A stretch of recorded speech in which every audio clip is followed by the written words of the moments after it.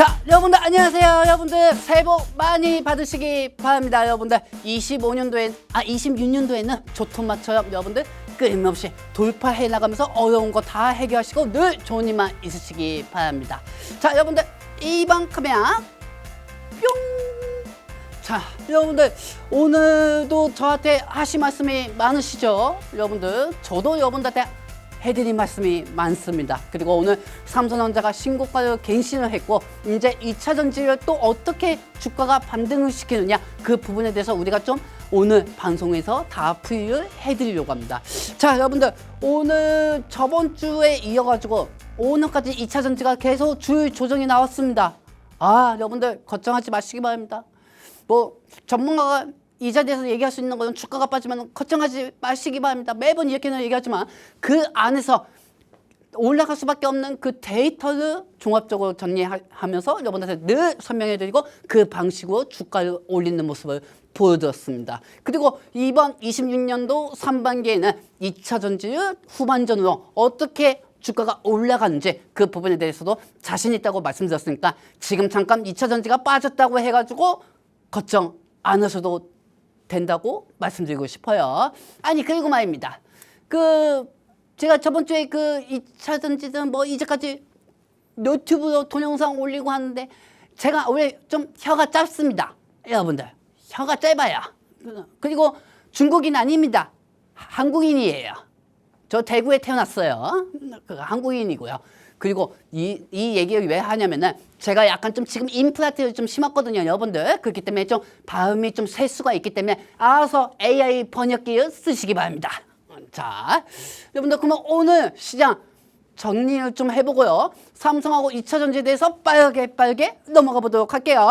자, 보도록 할게요. 뿅! 자, 여러분들 이 화면을 좀 전체적으로 보여드리도록 하겠습니다. 뿅! 자, 여러분들 오늘 시장도 삼성전자하고 세트리온이 전체적인 시장의 수급을 흡수했습니다. 진공청소기처럼.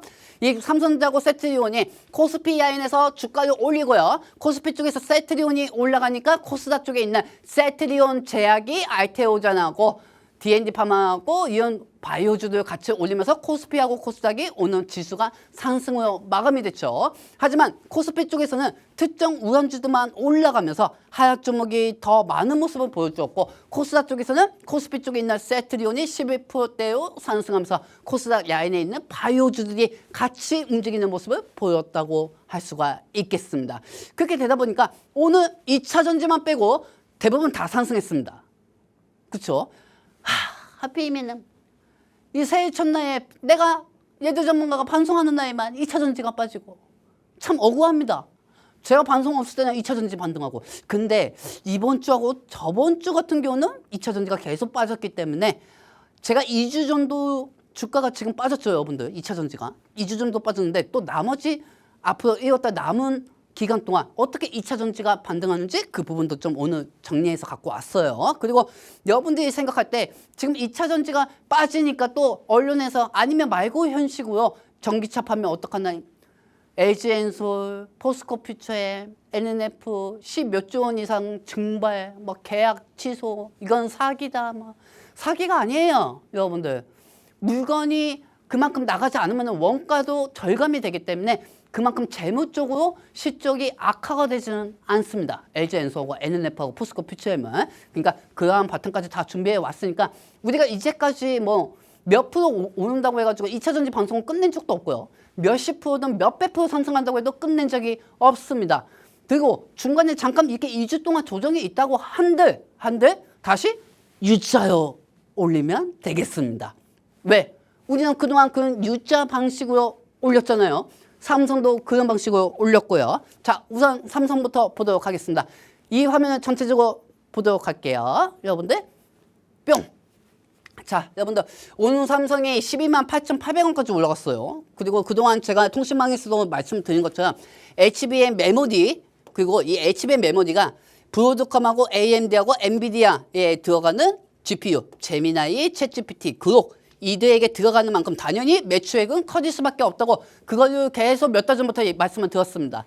그러면서 거기서 수혜주가 뭐냐? 파운드리 수혜주하고 그리고 HBM 이 딱 두 가지 세트만 보면 된다고 말씀드렸어요. 그러면서 삼성이 저희가 58,000원부터 시작했던 게 이제 13만 원까지 근접해 있는 상황입니다. 자, 그렇다면은 우리는 지금 이제 삼성이 이미 좋은 실적이 나올 수밖에 없다는 거 알고 있습니다. 그리고 외국인들하고 기관들이 그동안 이 실적 부분에 대해서 난 사실 그렇게 생각해요.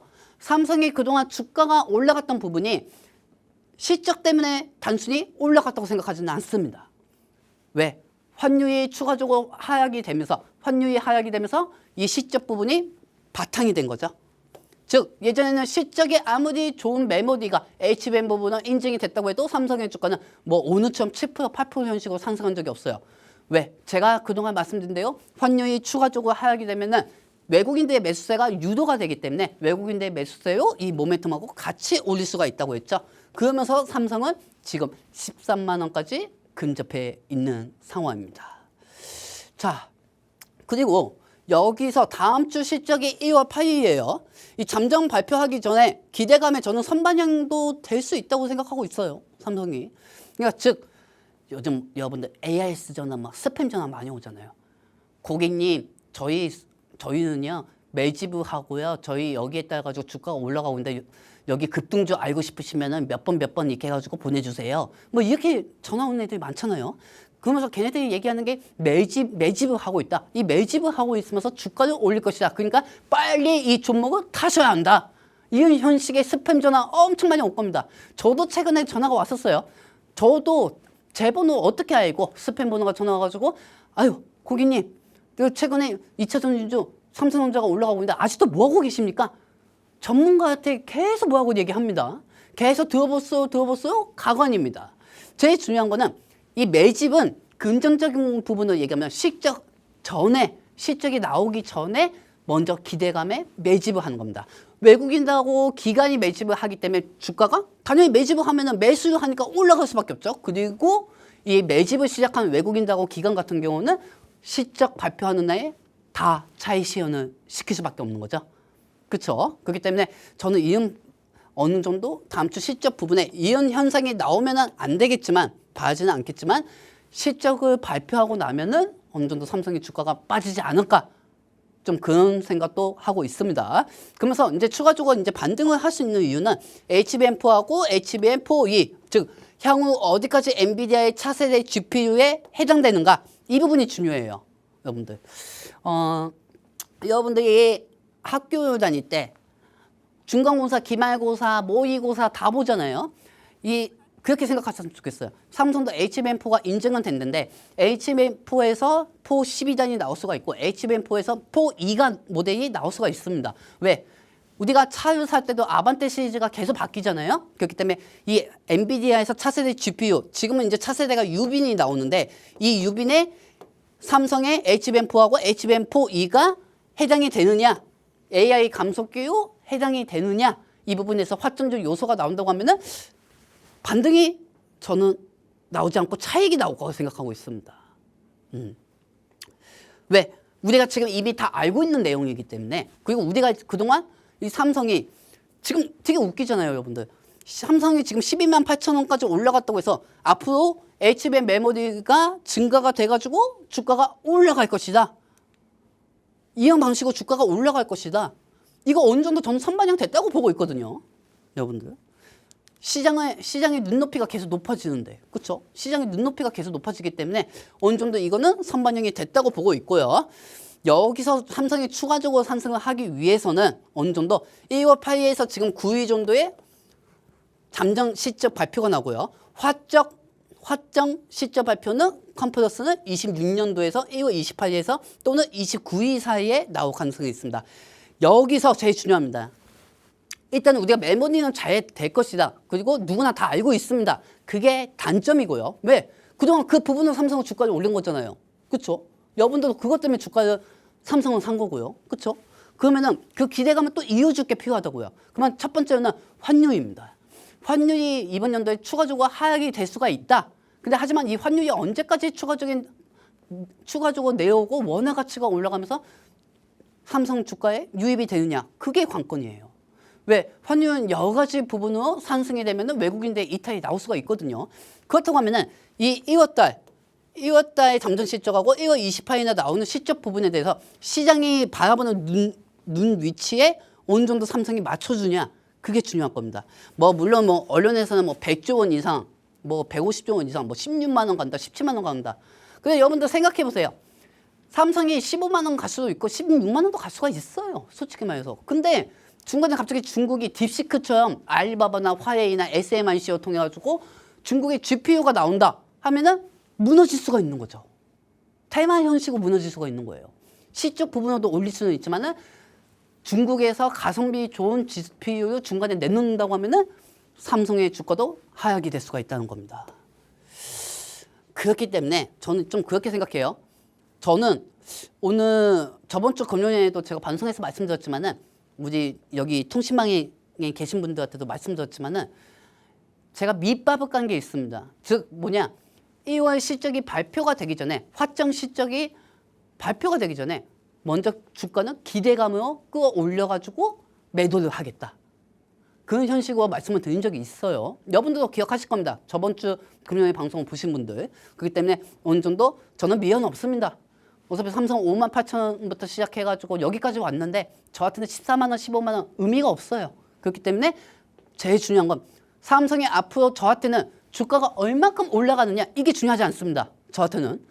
앞으로 삼성이 지금 현재 가격을 유지하느냐 아니면 더 상승을 할 수가 있느냐, 그 가격선, 즉 12만 원에서 13만 원 이 부분을 어떻게 지키느냐, 그게 저한테 중요합니다.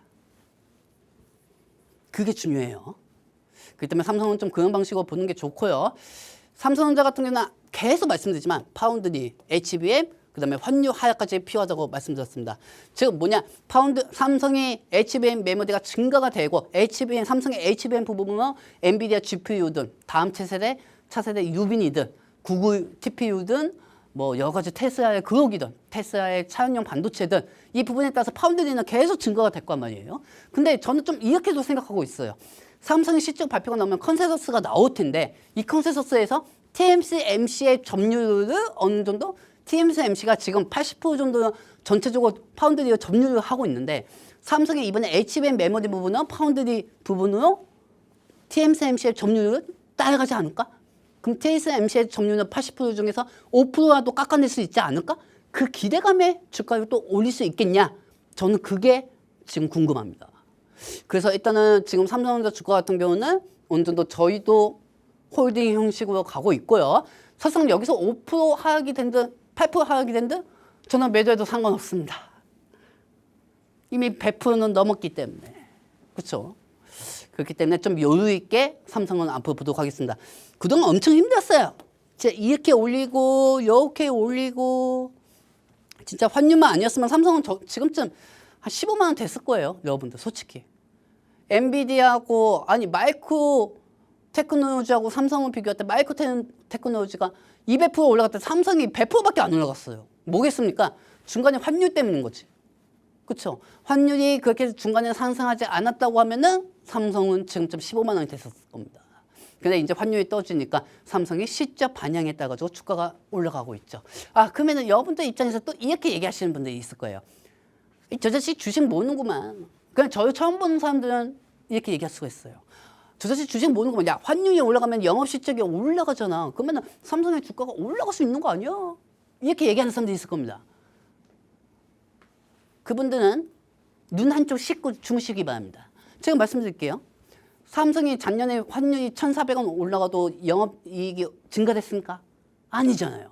오히려 삼성의 장점은 메모리 부분에 올라간 것도 있지만 삼성이든 현대자동차든 우리나라 수출하는 기업들이 이 달러를 내놔야 하는데 내놓지 않으니까 달러가 대한민국에 돌아다니지 않는 거야. 그럼 어떻게 되겠습니까? 원화 가치는 당연히 떨어질 수밖에 없죠.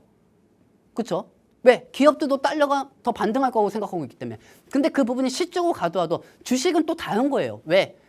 환율이 올라가가지고 영업이익이 더 증가가 된다고는 하지만 우리나라 주식시장은 환율이 올라가면 외국인들이 뺍니다. 그런 구조가 돼 있어요. 여러분들처럼 교과서 방식으로 주식했으면 다 돈 벌었죠. 안 그렇습니까? 그렇기 때문에 이러한 부분은 좀 참고하시고요. 자, 그렇다고 하면 이제 다음 주가 좀 중요합니다. 다음 주에 환율이 무조건 하락이 되느냐? 그것도 기본적인 옵션이 들어가고요. 다음 주에 삼성전자가 실적이 발표가 예정이 될 때 실적에 대한 기대감 발표일 때 차익이냐? 아니면 추가적으로 반등이 나오냐? 그러면 실적 발표되기 전에 주가가 선반영 되는지가 중요할 겁니다. 그래서 저는 차익의 70% 그리고 추가적 반등은 30% 보고 있습니다. 올라가면 더 좋은 거고요. 올라가면 더 좋은 거고요. 하지만 우리 입장에서는 하락도 좀 대비하지 않겠습니까? 그렇죠? 그렇기 때문에 우리나라 주식 특성상 어느 정도 차익이 나올 수도 있다. 이 부분은 이 통신만 통해 가지고 좀 다 알려드리도록 할게요. 이 부분 좀 대비를 하시고요. 자, 이제 좀 2차 전지 쪽으로 넘어가 보도록 할게요. 여러분들. 삼성에 대해서 좀 추가적으로 하나 더 설명해 드릴게요. 실적의 부분에 대해서 더 반등도 나올 수는 있겠지만, 제가 좀 여기서 추가적으로 좀 하나를 더 생각해 봤어요. 미국이 금리 인하는 추가적으로 앞으로 하겠죠. 그렇죠? 근데 미국은 이 국민들이 70% 정도가 대부분 주식을 합니다. 그렇죠, 여러분들? 근데 미국인들이 채권을 많이 써가지고 주가를 올린 것도 있습니다. 미국도 기관이나 얘네들이 있으니까요. 채권을 올렸는데, 근데 금리 인하가 계속 된다고 하면은 자동차나 바이오주도 수혜주가 될 수가 있겠지만은 미국은 뭐가 대표적입니까? 반도체입니다. 그렇죠? 그리고 제일 인기가 많았던 게 반도체예요. 그래서 제가 좀 생각을 해봤는데 이 25년도 연말쯤에 미국이 4일 연속 하락이 됐습니다. 반도체들이. 실적이 앞으로 좋게 나올 거 같고 목표가가 상향이 되더라도 이 미국의 반도체 애들이 하락이 나왔단 말이에요. 4일 연속. 그래서 좀 곰곰이 좀 그 부분을 더 파고 들어봤죠. 파고 들어보니까 이 국채나 채권 부분을 인해 가지고 은행에서 돈을 빌려 가지고 그 부분을 통해 가지고 주가를 산 거죠. 그것도 있을 수가 있잖아요. 그렇죠? 근데 미국의 금리 인하를 계속 내리면은 금리 인하가 내릴 때 돈은 또 빨리 갚아야겠죠. 채권이나 국채로 산 사람들은. 그렇기 때문에 미국 반도체주들이 금리 인하할 때 또 떨어지지 않을까. 그런 일 있으면 안 되겠지만 안 생기면 다행이지만 그래도 그 부분 역시 한번 참고해 보도록 하겠습니다. 정말 힘들었습니다. 그리고 이 주가만 반등한 게 아니에요. 배당금도 나왔을 거예요. 여러분들. 이거 얼마나 좋아요. 그렇죠? 자, 그 때문에 이 삼성도 좀 추가적으로 앞으로 다음 주까지 체크하면서 좀 설명해 드리도록 할게요. 자, 이제 2차 전지로 좀 한번 넘어가 보도록 하겠습니다. 이게 저번 주에 말입니다. LG 엔소하고 포드 사태가 터지고, 그 다음에 두 번째가 NNF하고 테슬라 사태가 터지고, 이번 주였죠. NNF하고 테슬라가. 그리고 연휴 끝나고 포스코피치엠하고 GM 부분에 대해서 또 터지고. 근데 그 세 개를 다 종합적으로 봤을 때 악재가 아니었단 말입니다. 그렇죠? 악재가 아니었는데 예전에 계약했던 부분에 약간 좀 기대감이 있었던 부분이 있었기 때문에 그 부분에 대해서 좀 차익이 됐던 거고, LG 엔소하고 포스코피체엠하고 NNF가 각 종목의 특성상 각 종목의 특성 성격으로 빠졌다고 저는 생각하고 있습니다. 그리고 그 세 개 중에서 계약 부분으로 인해 가지고 제일 많이 빠진 게 NNF였어요. 그리고 반대적으로 생각해 보면 NNF가 그만큼 매수세가 많았기 때문에 또 매도세가 많이 나왔을 거라고 저는 생각합니다. 그래서 그러한 부분은 좀 하나씩 파악하면서 어떻게 우리가 또 2차 전지 주가를 올리는지 그러한 부분에 대해서 설명해 드리도록 하겠습니다. 그리고 여러분들한테 좀 말씀드릴 게 있는데, 우리 시청자분들 제 방송을 여러분들 한 1년 정도 보셨을 거예요. 계속 보시는 분들은 보실 거고 처음 보시는 분들은 또 처음 보실 겁니다. 하지만 25년도에 제가 통신망에 계신 분들한테도 다 말씀드린 부분이 있는데, 우리가 25년도에 2차 전지를 최저가부터 방송을 시작했습니다. 그리고 1년 동안 삼성하고 2차 전지에 대해서 방송을 하면서 2차 전지 우량주에 대해서 최고가까지 가는 모습을 또 보여드렸고요. 그래서 처음 보시는 분들한테 경고드립니다. 처음 보시는 분들은 2차 전지에 대해서 왕관을 견디기 싫으면 지금 잘 나가는 요보츠나 바이오나 그런 종목들만 사시기 바랍니다. 아시겠죠? 전 분명히 경고했습니다. 자, 2차 전지에 대해서 좀 보도록 할게요. 전체적인 화면을 보도록 할게요. 뿅! 자, 최근 2차 전지에 일어난 요소가 뭡니까? LG 엔솔이 첫 스타트를 끊었어요. 그쵸? LG 엔솔이 포드하고 계약 부분에 대해서 취소가 되면서 LG 엔솔가 주가가 빠졌습니다. 그때 2차 전지가 첫 번째로 빠졌어요. 저번 주에. 그쵸? 근데 다음날 주 조정으로 빠진 게 아니고요. LG 엔솔 다음날 주가가 또 반등이 됐었어요. 그래서 LG 엔솔이 2차 전지 주가를 같이 끌어올리려고 했습니다. 그때쯤에는 대주주 양도세까지 부분이 있었기 때문에 대주주 양도세로 2차 전지가 LG 엔솔이 포드 사태로 다음날 포드 사태로 빠지고 다음날 기술적 반등하려고 해도 대주주 양도세 때문에 못 나갔었죠. 근데 이번 주 월요일이었습니다. 2차 전지가 어느 정도 대주주 양도세가 끝났으니까 LG 엔솔이 빠져서 2차 전지가 빠졌던 만큼 또 2차 전지가 반등하겠구나 생각했습니다. 근데 다음날 또 뭐가 떴죠? 자, 이 화면도 전체적으로 보도록 하겠습니다. 자, 보도록 할게요. 뿅. LG 엔솔 사태가 터지고 나서 얼마 안 돼서 다시 NNF. 보시면 사이버 트럭에 밑에 누가 깔렸습니까? NNF가 깔렸죠? 그쵸? 여기 보시면 이 6남매가 있습니다. 6남매. LG 엔솔, 삼성 SDI, 에코프로 BM, 포스코 퓨처엠, NNF.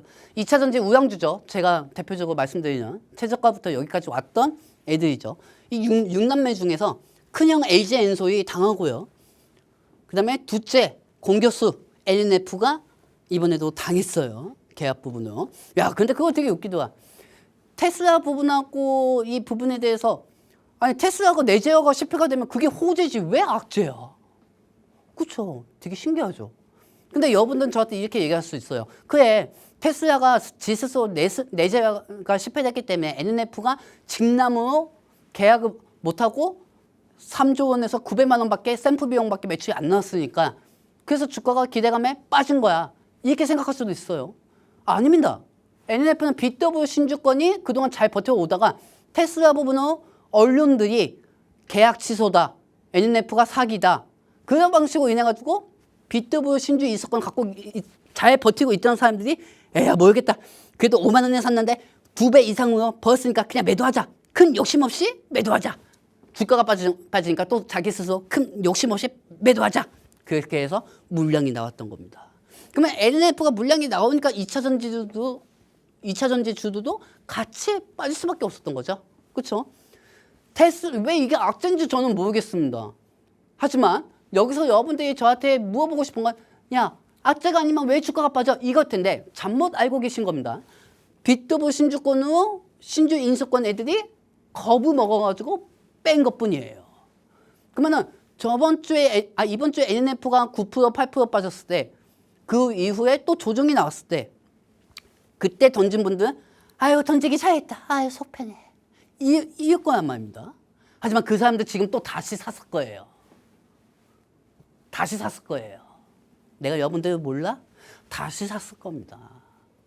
야 빠졌으니까 다시 샀을 겁니다. 왜? 그분들은 5만 원의 신주인수권에서 14만 9천 원까지 가봤던 사람들이니까. 14만 9천 원까지 NNF 가봤던 사람들이니까 다시 샀을 거란 말입니다. 신주인수권 매도하고. 그리고 나머지 분들은 또 버티고 있겠죠. 그렇죠? 그렇기 때문에 NNF가 또 2차적으로 전체적으로 2차 저지요. 바지끄댕이를 잡고 내었습니다. 자, 그러면은 그 상황에서도 그래 이제 악재는 없겠구나. 이 전기차 괜찮겠다 하고 여러분들한테 걱정하지 말라고 하고 이제 연말에 영화를 보고 있었습니다. 집에서. 넷플릭스로 저 영화를 보고 있었거든요.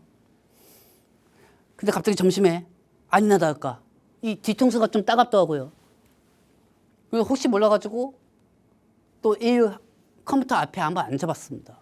그러더니 이번에는 포스코 퓨처엠이 발생을 시킨 거예요. 포스코 퓨처엠하고 GM하고 12조 원 이상 2년 전에 계약했던 부분이 거기서 실질적으로 매출이 잡힌 건 2조 원이 잡힌 거고 계약 기간이 끝났다. 근데 그것도 왜 악재인지 난 모르겠어. 왜? 리튬 가격 때문에 하락이 됐다고 하는데 리튬 가격은 어차피 그때 하락이 됐었잖아요. 그렇기 때문에 당연히 그건 시장에서 반영을 했던 부분이고요. 그렇죠? 시장에서 반영을 했던 부분이고 지금 리튬 가격이 또 올라가니까 선반영이 되는 거잖아요. 추후에. 그러면 2차 전지 뭐 큰일 났다. 뭐 계약 기간이 끝났다. 와 저는요. 여러분들 생각해 보세요. 진짜 우리나라 언론들 너구리 같아요. 왜냐하면은 LNF하고 LG엔소하고 포스코 퓨처엠이 그게 실적 부분에서 나타나나요? 안 나타나요. 나타나지 않아요. 여러분들. 그동안 2차 전지가 최저가에서 강하게 반등이 됐는데 이 정도 조정됐다고 해가지고 쫄? 그러실 겁니까? 나는 저 쫄쫄이 먹고 싶어서 얘기한 겁니다. 여러분들. 자, 근데 여기서 제일 중요한 게 뭐냐면은 그 정도 빠졌다고 해도 걱정할 게 없습니다. 물론 최근에 산 사람들은 걱정이 많으시겠죠. 최근에 산 사람들은. 내 바지끄댕이 잡으면 되겠네요. 최근에 사신 분들. 잡으세요. 자신 있습니다. 잡으세요. 자, 그러면 최근에 이러한 바탕으로 빠졌다. 이게 첫 번째입니다. 그렇죠? 그래서 2주 동안 2차 전지가 조정이 나왔어요. 자, 그렇다고 하면은 우리는 그동안 상승할 때 공격수가 NNF였고 미드피더가 에코프로하고 에코프로빔이었고 그리고 여기서 중앙 미드피더가 포스코 그룹이었고 감독이 LG엔소였고 조감독이 삼성 SDI였습니다. 그리고 여기서 꼬기포가 2차 전지 파생 테마가 뭐냐면은 공격수 미드피더 감독 조감독이 번가가면서 얘네들이 번가가면서 큰 우량주잖아요. 얘네들이 에코프로가 만약에 반등하면 LG엔소도 반등하고 NNF도 반등하고 또 어느 날 NNF가 강하게 반등하면 2차 전지주도 같이 반등하고 그런 방식으로 잘 버텨봤단 말입니다. 그러면서 또 최고점을 찍었고요. 우량주들이. 그러면서 얘네들이 올라갈 때마다 여기 꼬기포 보이시죠? 파생 테마 우량주들이 움직이면서 얘네들도 같이 올라가는 모습을 보여줬습니다. 근데 이번에는 LG엔솔, 포드, 삼성 SDI 한다. LG엔솔, NNF, 포스코 퓨처엠이 2차 전지를 전체적으로 끌어내린 거예요. 올라갈 때는 얘네가 끌어올리지만 또 내릴 때는 얘네가 끌어내린 겁니다. 그리고 우리한테 더 안 좋은 게 있었어요. LG엔솔이 EV 전기차 부분으로 주가가 내려가고 나서 기술적 반등을 이렇게 고개에 올리려고 하는데 NNF가 또 망치에 떼버린 거야. 2차 전지 또 이렇게 내려가고 NNF가 또 이렇게 반등하려고 하는데 또 포스코 퓨처엠이 망치고 이렇게 떼어버린 거야. 포스코 퓨처엠이 이렇게 또 내려가고 이 두더지 게임은 2차 전지가 계속 빠졌던 거예요. 참 힘들었습니다. 26년도 초반에도 2차 전지가 이렇게 빠지나. 근데 제가 지금 방금 말로는 힘들다고는 얘기했지만 그 순간만큼만 힘들었어도 제 기억으로는 2차 전지를 그동안 계속 연달아서 반송을 하면서 얘네들이 반송을 하면서 쉽게 가본 적이 없었던 것 같아요. 근데 결국에는 삼성도 그렇게 해서 예전에 AI 버블에서 94,000원까지 갔어도 13만 원까지 근접에 가는 모습을 여러분들한테 보여드렸고 2차 전지도 저는 그렇게 될 거라고 보고 있습니다. 그리고 그 부분에 대해서 오늘 자료를 갖고 왔습니다. 자, 그러면 여기까지 우리가 2차 전지가 왜 빠졌는지 다 알고 계시죠? 그러면 이제 하나씩 반복해 보도록 하겠습니다. 자, 그러면은 이 화면을 좀 전체적으로 보도록 할게요, 여러분들. 자, 보도록 할게요. 뿅. 자, 꺼진 불도 다시 보자. 이제까지 삼성전자고 2차 전지 꺼진 불도 다시 봐가지고 몇 번이나 꺼져도 계속 봤습니다. 그쵸? 여러분들. 그러면서 2차 전지가 최고점 갔어도 떨어졌어도 다시 U자로 성공시키고 삼성도 그런 방식으로 계속 왔던 거예요. 똑같습니다. 그대로 진행하는 건 똑같아요. LG엔솔이 포드와의 계약 일부 종료. 그 다음에 NNF가 테슬라의 내재화 실패의 계약 종료. 포스코 퓨처엠, GM과의 12조 원에서 2조 원 매출 부분으로 추가적인 계약이 종료. 자, 그러면은 공매도 애들 입장에서는 지금 노이즈의 구간일 겁니다. 이때 아니면 언제 빼겠습니까? 근데 여러분들 입장에서 공매도 무서워요. 너무 무서워요, 공매도가. 뭐 그렇게 말씀하시는 분들이 있겠죠. 자, 공매도 애들이 많아가지고 무서워요. 이렇게 하시는 분도 많을 거예요. 무서워하지 마세요. 여러분들 무서워하실 필요가 없습니다. 무서워하실 필요가 없고요. 제가 여기서 말씀을 드릴게요. 여러분들. 자, 여기서 여러분들한테 말씀드릴게요. 공매도 부분에서 공매도들하고 친하게 지내야 돼요. 아, 또 이렇게 얘기한다고 또 유튜브 댓글에다가 막 아유, 저 사람, 아유, 저 혀도 짧고, 아유, 저 사람 공매도, 아유, 그게 무슨 소리냐? 이렇게 얘기하겠지만, 2차 전지는 그동안 공매도 부분으로 인해가지고 쇼커버링하고 쇼스퀴즈로 해가지고 올린 부분도 큽니다. 왜? 주가가 올라갈 때 대참 정부가 대참로 공매도 한 애들이 공매도 받았으면 다시 주가를 또 사가지고 갚아야 하고요. 그리고 주가가 떨어질 줄 알았는데 주가가 올라가니까 이 공매도 애들이 올라가면 어떻게 되겠습니까? 손해를 보죠. 그렇기 때문에 공매도 애들도 매수를 하면서 주가를 올릴 수밖에 없었던 거예요. 그 역할이 뭐냐? 에코프로하고 NNF하고 에코프로비엠의 역할이 가장 컸습니다. 걔네들이 공매도 있어야 합니다. 지금. 공매도가 없어야 하는 게 뭔지 아십니까? 지금 상황에서 여러분들이 겁내야 할 게 조선주입니다. 하나오션이나 그런 애들이에요. 실적이 좋으면 뭐합니까? 공매 치려고 하는 애들이 많은데. 그렇죠? 그렇기 때문에 지금 2차 전지주들이 또 빠지니까 우리 그 타사 전문가님들이 또 조용하죠. 또 조용하죠. 그분도 다음 주부터 또 나올 겁니다. 2차 전지에 대해서. 제가 말씀드릴게요. 지금 상황에서 LG엔솔, NNF, 포스코 퓨처엠 사태가 터질 때는 공매도 애들은 지금 일부 물량을 빨리 빼는 게 좋을 겁니다. 네, 우리 공매도들한테 얘기하겠습니다. 뺄 수 있을 때 빼십시오. 근데 많이 못 뺀 분들은 다음 주에 쇼 커버링을 올려줘야 할 겁니다. 공매도 분들은. 제가 이 얘기하는 게 있어요. 왜? 지금 공매도 애들도 알고 있거든요. 기업의 본질적 가치, 장기적인 선장성이 있다는 걸 알고 있거든요. 아, 뭐라고요, 여러분들?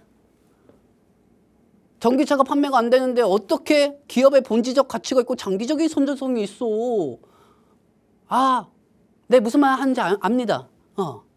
전기차 때문에 저렇게 주가가 빠졌는데. 근데 여러분들 전기차만 생각합니까? 그동안 2차 전지가 몇십 프로, 몇백 프로 상승할 때 우리가 전기차 많이 판매해서 올라간가요? 올라갔나요? 아니잖아요. 주가가 빠지니까 여러분들만의 환상의 소설을 쓰지 마시기 바랍니다. 내가 여러분들한테 말씀드리고 싶은 게 뭔지 알아요? 잡아요. 에코프로, 에코프로비에, 포스코 퓨처엠, NNF, LG엔솔, 삼성 SDI 막 잡으라고요. 그동안 여러 번 얘기했는데 올라가면 여러분들 항상 후회하지 않았습니까? 꽉 잡으시라고. 자, 그러면은 이 공매도 애들이 어느 정도 우리가 편히 들어하는 거고, 그럼 공매도를 어떻게 이용해가지고 2차 전지를 올릴 것이냐? 그 부분도 설명해 드리도록 하겠습니다. 일단 1회 2비 하지 마시기 바랍니다. 우리가 이제까지 2차 전지 방송을 하면서 몇십 프로 상승하고 방송 끝냈습니까? 아니죠. 최고점 갔어도 계속 했습니다. 그리고 앞으로도 최고점 갈 수가 있어요. 자, 여러분들 일단 포스코 퓨처엠부터 얘기하도록 할게요. 포스코 퓨처엠 갖고 계신 분들 걱정 안 하셔도 됩니다. 최근에 22만 원에서 24만 원, 26만 원까지인가 아마 갔을 거예요. 그렇죠? 포스코 퓨처엠 갖고 계신 분들 걱정하지 마세요. 지금 현재 저평가 구간이고요. 적어도 포스코 퓨처엠에 악재는 없습니다. 그동안 지금 현재 니통 가격, 여러분들 석유가 올랐다고 해가지고 다음날 주차장에서 우리가 기름 넣을 때 석유가 올라가나요? 아니잖아요. 포스코 퓨처엠하고 GM 부분은 예전에 니통 가격이 떨어졌을 때 서로 거래를 했기 때문에 매출액이 별로 안 나왔던 거예요. 그렇죠? 근데 이번에는 니통 가격이 올라가고 있잖아요. 100 위안까지 올라가고 있잖아요. 그렇죠? 100 위안까지 올라가고 그다음에 추후 반영이 될 수밖에 없습니다. 왜? 가지고 있는 재고가 작년에 100원짜리였는데 이번에 300원까지 올라갔어. 그러면은 매출액이 발생되고 영업이 또 증가가 되는 거예요. 여러분들이 가지고 있던 금이 몇 년 전에 갖고 있던 금이 올라가는 것처럼 말이에요. 그렇죠? 그리고 흑연 부지 투자에 대해서 성과가 나오고 있어요. 잘 생각해 보세요. 미국하고 중국의 FEOC로 26년도부터 중국 전기차 부분에 대해서 배터리 부분은 통제가 됩니다. 근데 미국이 중국을 무시하지 못하는 게 있어요. 그게 뭐냐? 흑연입니다. 흑연. 이 흑연은 26년도까지 유예가 돼요. 1년 동안. 근데 중국하고 미국이 1년 동안 유예가 됐어도 이 안에서 미국에 있는 자동차 기업들은 빨리 탈공급망을 해야겠죠. 왜? 흑연을 받아도 이 보조금 부분이 나오지가 않기 때문입니다. 그러면 이 흑연을 대체 어디로 해야 하느냐? 탈공급망으로 갖춘 데가 어디냐? 포스코 퓨처엠이에요. 인도네시아, 아르헨티나 그 부분에서 가공하고 있단 말이에요. 포스코 그룹이. 자, 그리고 1번하고 2번이 이은 방식으로 포스코 퓨처엠이 주가가 저는 올라갈 거라고 보고 있고요. 그리고 여기서 테스트 3번 역발상을 생각하셔야 합니다. 26년도에는 전기차 저가형이 엄청 많이 나옵니다. 소비자 보조금이 폐지됐다고 하더라도. 그리고 테슬라가 전기차에 대해서 저가형 부분을 계속 내놓고 있는 상황이고 거기에 자율주행 부분까지 더 업그레이드 시켜가지고 올릴 예정입니다. 그렇기 때문에 테슬라가 전기차 일론 머스크가 포기할 것 같습니까? 절대 포기 안 합니다. 왜? 포드가 포기했거든요. 전기차를. 머스크가 원하는 게 그거거든요. 여러분들. 전기차 조금이라도 더 판매할 수가 있는 거. 그렇죠? 근데 원가 조절에 대해서 배터리에 대해서 내재가 실패되기 때문에 NNF하고 그렇게 계약이 샘플 비용밖에 안 된 거예요. 즉 NNF한테 900만 원치 샘플 비용의 배터리를 받았는데 테슬라가 자체적으로 기술이 실패된 겁니다.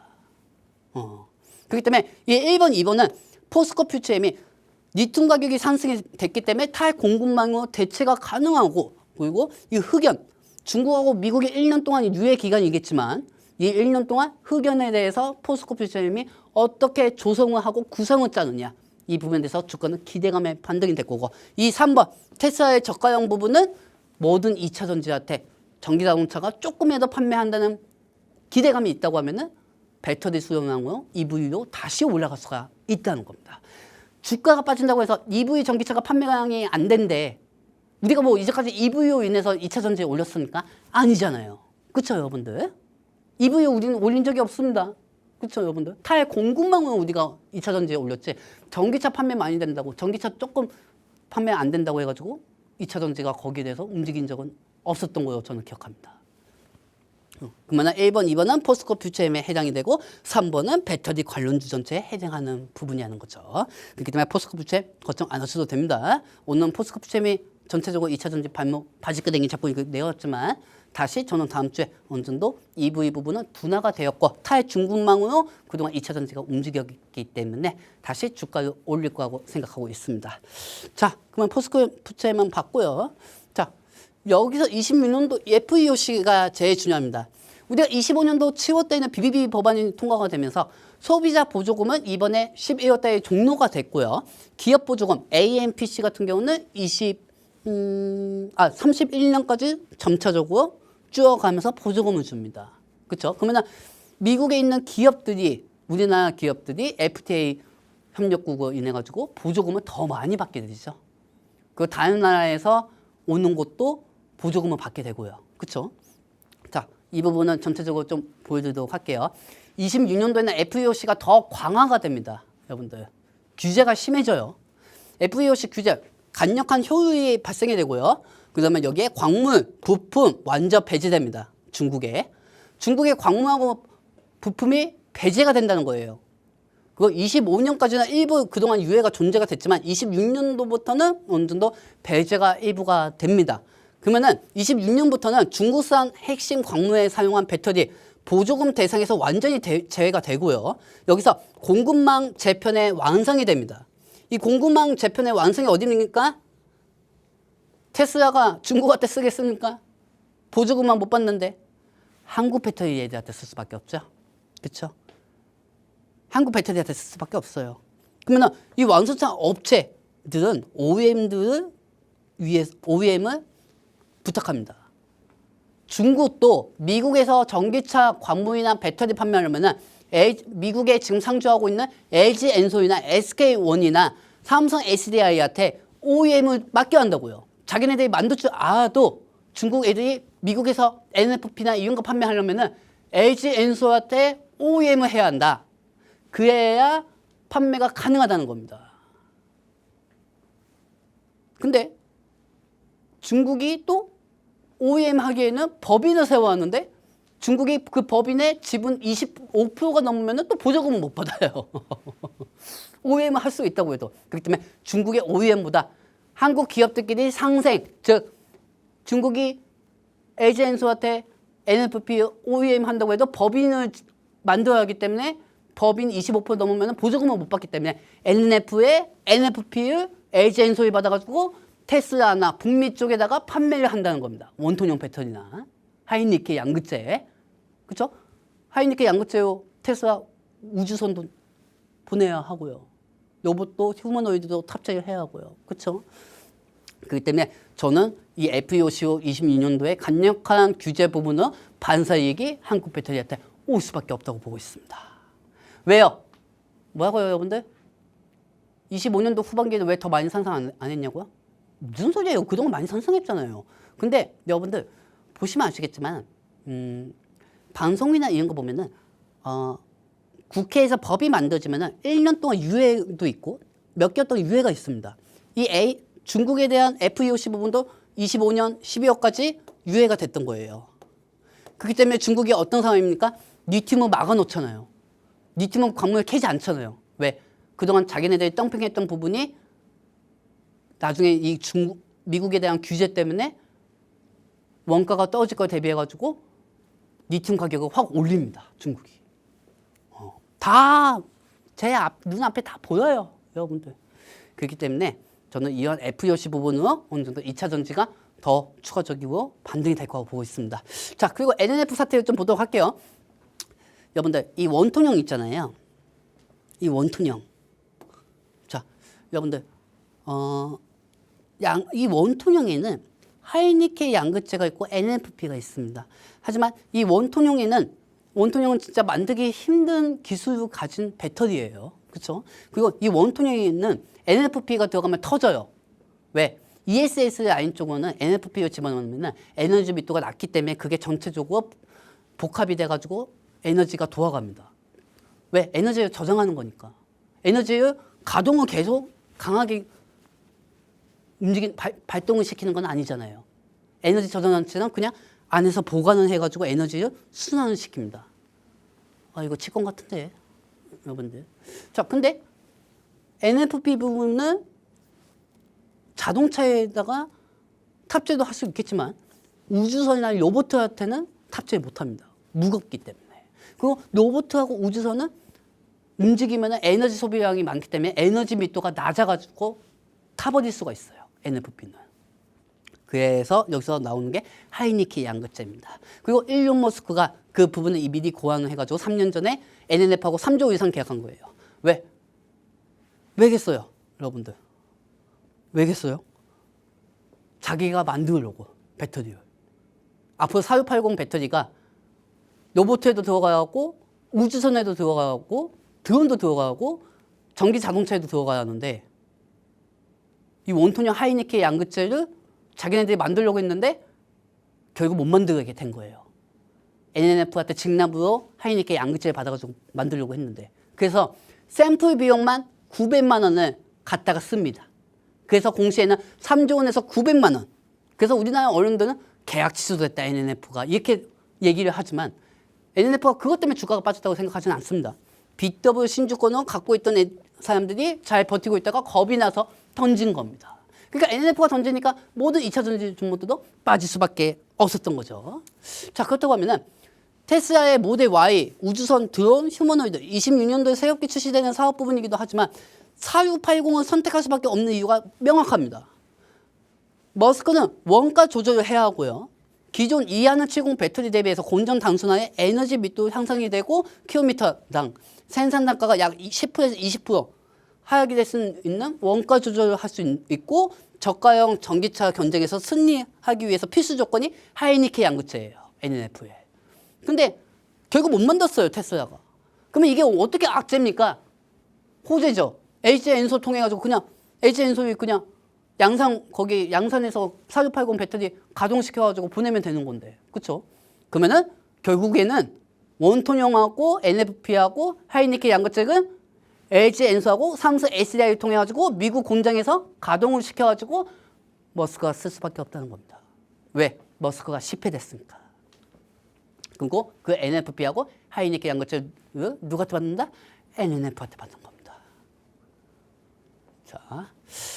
자, 그러면은 이 범용성 확대, 즉 하이니케 부분이든 NFP든 테슬라, BMW, GM, 니비안, 볼보 등 주요 왕성차 기업이잖아요. 얘네가. 그러면은 4680, 그 다음에 추후 4690, HBM 시리즈도 뭐 삼성의 GPU 만들려면은 HBM도 뭐 HBM3, HBM3 12단, 뭐 HBM4, HBM4E 이렇게 계속 바뀌잖아요. 4680 배터리도 계속 바뀌는 거예요. 호환이. 바뀌는 거예요, 여러분들. 그러니까 그러니까 반도체 쪽의 두뇌의 역할이 HBM이라고 하면은 2차 전지 배터리 부분에서 배터리가 앞으로 교환이 될 때는 HBM하고 똑같이 계속 세대가 바뀌는 게 4680 배터리라는 거예요. 그 시대가 올 거라고 보고 있습니다. 그럼 4680에서 나중에 4695, 46 하나도 이 등의 규격이 또 차세대 플랫폼에 채택이 되고 머스크는 이러한 방향으로 생각해서 내재화하려고 했는데 실패됐어. 그러면 LG엔서하고 삼성 HDI한테 NFP, 하이니케 받아가지고 테슬라한테 납품하면 되는 겁니다. 엉덩이 무겁게 있으시기 바랍니다. 그럼 테슬라는 사업을 지속하기 위해서는 NFP용 ESS 사업을 계속 편성해야 하고 하이니케 양극재로 원톤형 배터리를 만들어야 합니다. 그거를 사이버 트럭, 모델 Y, 우주선, 드론, 휴머노이드에 들어가야 하고요. NNF에 하이니케이 필요하고 NFP가 반드시 필요합니다. 그렇다고 하면은 삼성 SDI하고 LG엔서에게 공급하면서 NNF가 자연스럽게 새 기업이 테슬라에 진납이 되는 거고요. NNF 매출액은 감소하지 않고 오히려 상승하게 되면서 본격적으로 26년도에는 FEOC 규제 부분에 대해서 NNF의 4680A 보시죠. 원가 조절, B 충전 속도 및 성능, B 범용성 확대가 테슬라의 주요 사업지에 다 들어간다는 겁니다. 결국에는 테슬라와 진납은 못했어도 주요 고객사의 전략 변화에 따른 변동성은 여전히 존재하지만 매출 부분은 영향력이 전혀 없다. 즉 NFP 양극재 본격으로 양성이 될 거고 4680 배터리 모멘텀에다가 장기적인 공급 지위가 유효합니다. 미국 내에서는 중국산 NFP 배터리와 소재가 배제되잖아요. 배제. 중국이 NFP가. 그렇죠? 그러면 NNFP 양극재가 북미 시장에 유의한 대안 중 하나의 부각이 될 수밖에 없죠. 그러면 중국산 NFP를 대체할 수 있는 가장 준비된 한국 기업이 저는 최근에 외국인들이 매수하고 있는 NNF라고 보고 있습니다. 그리고 옆발상으로 생각하십시오. 전기차 이번엔 저가형으로 계속 나올 겁니다. 왜? 일론 머스크는 포기하지 않을 겁니다. 왜? 포드가 포드가 최근에 포기를 했고 여러 가지 전기차 부분에서 GM도 추하량이 낮기 때문에 이 부분은 테슬라가 자율주행 부분으로 어느 정도 성능을 향상시키면서 전기차 저가형으로 해가지고 판매를 많이 하려고 하고 있기 때문에 이 전기차 부분에 대해서도 조금만 한 대가 더 팔렸다 하면은 주가는 기대감으로 올라갈 수가 있습니다. 자, 이 부분 NFP 4680 결국에는 NNF에게 받는 NFP 하이니케 양극재는 LG 에너지 솔루션은 테슬라 4680 및 NFP 배터리로 공급의 핵심이 될 거고요.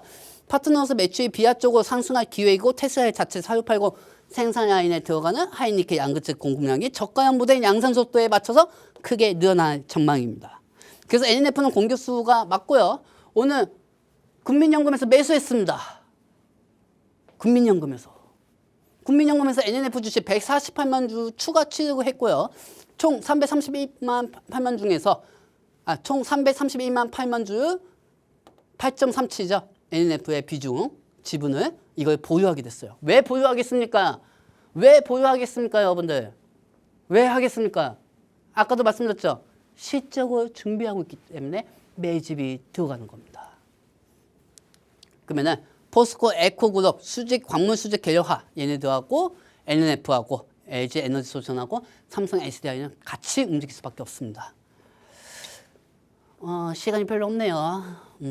자, 여러분들 제가 좀 한 가지 말씀드릴게요. 노숙하십시오.